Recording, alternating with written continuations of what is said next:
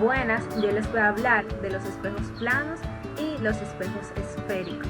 Primero que nada tenemos que tener en cuenta qué son los espejos. Los espejos son superficies reflectantes o reflectoras lisas hechas de un metal pulido o de un vidrio con un recubrimiento metálico. Como ya sabemos, cualquier pieza de vidrio puede funcionar como un espejo, hasta el vidrio una ventana. Sin embargo, cuando añadimos un compuesto como el estaño, el mercurio, el aluminio o la plata, se aumenta la reflectividad del vidrio. Esto es debido a que la luz no atraviesa el recubrimiento. La mayoría de los espejos tienen un recubrimiento por detrás, pero también pueden tener un recubrimiento frontal. Al ver un espejo de forma directa, lo que vemos es la imagen reflejada de uno y de los objetos que nos rodean. La geometría de la superficie de un espejo influye en el tamaño, la orientación y el tipo de la imagen. En general, la imagen es la contraparte visual del objeto, producida por la reflexión en los espejos y por la refracción en el caso de los lentes. Ahora nos vamos a adentrar un poco más en el tema y les voy a hablar sobre los espejos planos. Los espejos cuya superficie sea plana se denominan espejos planos. En el diagrama de rayos de la imagen se muestra el modo en que se forman las imágenes en los espejos planos. Pareciera que la imagen viene de detrás o de dentro del espejo. Esto se debe a que cuando un espejo refleja el rayo de luz de un objeto hacia el ojo, pareciera que el rayo de luz viene de detrás del espejo. Los rayos de luz que provienen de todos los puntos de las partes de un objeto que da hacia el espejo se reflejan y de esta forma se obtiene la imagen completa del objeto. Ahora les voy a hablar sobre la imagen virtual. La imagen que pareciera formarse detrás del espejo se llama imagen virtual. Los rayos luminosos parecen proceder de las imágenes virtuales y apartarse uno de otros. Pero esto no es cierto, debido a que ninguna energía luminosa se forma a partir de una imagen o pasa a través de ella. Las imágenes formadas por los espejos planos tienen ciertas características.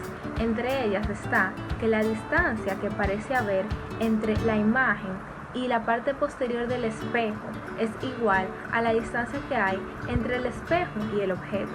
Otra característica es que la imagen es virtual, sin aumento y derecha.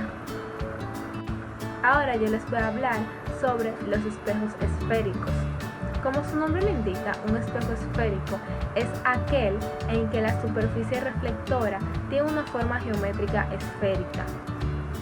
Como podemos ver en la imagen, cuando se corta una esfera hueca de radio R a lo largo de un plano, la parte cortada tendrá forma de espejo esférico. Si la reflexión se produce en la superficie interna, la sección se comportará como un espejo cóncavo. Mientras que si la reflexión se produce en la superficie externa, la sección se comportará como un espejo convexo. Los espejos esféricos pueden proyectar imágenes frente a ellos. En esta, la luz pasa a través de la imagen. Este tipo se llaman imágenes reales. Un ejemplo de una imagen real sería la que se produce en un proyector en un salón de clase. Ahora voy a profundizar un poquito más en el tema de un espejo cóncavo y un espejo convexo. Los rayos paralelos y cercanos al eje óptico de un espejo esférico cóncavo convergen en el punto focal o foco F, mientras que los rayos paralelos y cercanos al eje óptico de un espejo esférico convexo se reflejan en trayectorias que parecen venir de un foco detrás del espejo. Ahora les voy a hablar de los componentes de un espejo esférico. La línea radial que pasa por el centro del espejo esférico se llama eje óptico. El punto del eje óptico que corresponde al centro de la esfera donde se cortó la sección se llama centro de curvatura.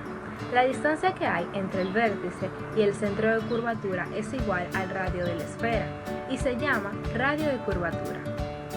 Cuando unos rayos paralelos y cercanos al eje óptico inciden en un espejo cóncavo y se reflejan, convergen en un punto común llamado foco.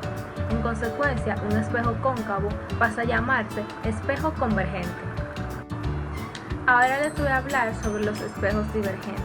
Los rayos paralelos y cercanos al eje óptico de un espejo convexo divergen al reflejarse, como si provinieran de un foco atrás de la superficie del espejo. Por lo anterior se dice que un espejo convexo se llama espejo divergente. Los rayos divergentes, el cerebro asocia que donde estos se divergen hay un objeto, aunque en realidad el objeto no existe. Si trazamos los rayos al revés de una imagen, veremos que los espejos divergentes tienen un mayor campo de visión.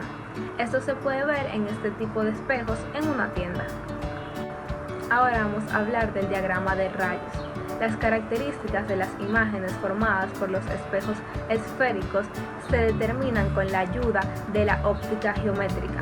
Este método consiste en trazar rayos que emanan de uno o más puntos de un objeto. Se aplica la ley de la reflexión y se definen 3 rayos con respecto a la geometría del espejo. Primero tenemos al rayo paralelo, que incide a lo largo de una trayectoria paralela al eje óptico y que se refleja y pasa por el foco. Luego tenemos al rayo radial, que incide pasando por el centro de curvatura del espejo esférico. Como incide en su camino normal a la superficie del espejo, se refleja a lo largo de toda su trayectoria de llegada y pasa por el punto C. Por último tenemos al rayo focal, que pasa por el foco y se refleja en dirección paralela al eje óptico. Para casi culminar, vamos a tocar el tema de la aberración esférica.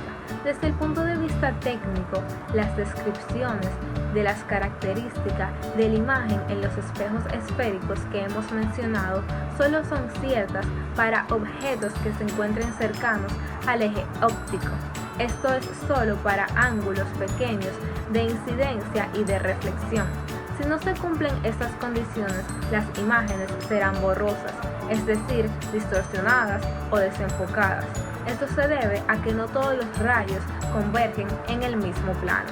Como se puede ver en la imagen, los rayos paralelos incidentes lejos del eje óptico no convergen en el foco. Cuanto más lejos esté el rayo incidente del eje, más lejos del foco estará el rayo reflejado. Este efecto se conoce como aberración esférica. Ahora, por último, vamos a realizar un pequeño ejercicio sobre espejos planos. El mandato dice así: ¿cuál es la longitud vertical mínima que debe tener un espejo plano para que una persona logre ver su imagen completamente? Primero que hay que tomar en cuenta es la longitud del espejo. Esta va a ser la distancia entre las líneas horizontales punteadas perpendiculares al espejo en su lado superior e inferior. Sin embargo, estas líneas van a ser las normales en la reflexión de los rayos. De acuerdo con la ley de la reflexión, las normales disecan a los ángulos que forman rayos incidentes y reflejados. Entonces, como los triángulos a cada lado de la normal punteada son semejantes, la longitud del espejo desde el lado inferior hasta un nivel que sea la altura de los ojos de la persona va a ser H1, es decir, altura 1 entre 2. Y desde el nivel donde están los ojos de la persona hasta la orilla superior del espejo va a ser H2, es decir, altura 2 entre 2. Con la siguiente fórmula vamos a determinar lo que se nos pide en el mandato. Entonces, H va a ser la altura de la persona. Entonces, la longitud vertical mínima para que se vea el cuerpo completo de una persona en un espejo plano va a ser lo siguiente. L va a ser igual a la altura 1 más la altura 2 entre 2. Esto da igual a la altura de la persona entre 2. Esto quiere decir que la longitud vertical mínima para que una persona vea su imagen en un espejo plano va a ser la mitad de la altura de la persona. Aquí damos por culminada esta explicación sobre los espejos planos y los espejos esféricos. Espero que haya sido de su provecho.